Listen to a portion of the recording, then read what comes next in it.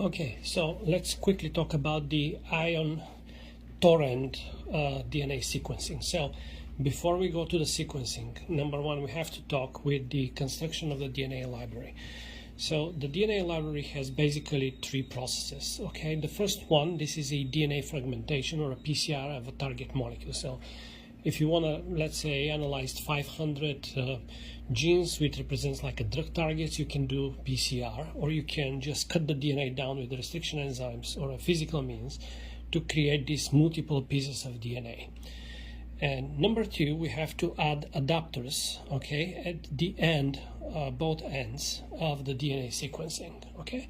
So one will be anchoring adapter and the other one with the PCR primers, okay? And after that, if we basically fragment DNA with the restriction enzymes, we have to select the appropriate sizes of the genes that we want to sequence. But if we do PCR, this step can be skipped, right? So then we have a molecular bead. And the molecular bead has this anchor here, which is covalently bound, okay? So this anchor is complementary to the one of these adapters that we already attached to the DNA.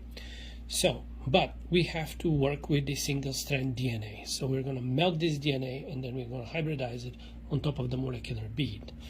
Now, each of these molecular beads is going to be put into this a microplate, okay, which has wells. So each bead is going to sit in its own well. So the way we do the sequencing, so let me delete this, okay? So we have the microtiter plate, right, like this.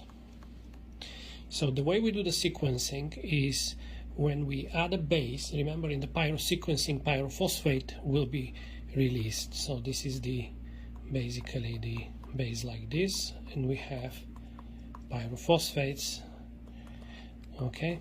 So this pyrophosphate will be released, but also ion will be released. So we can use this plate underneath here to detect the change into the pH of the solution, basically convert this to a voltage, right?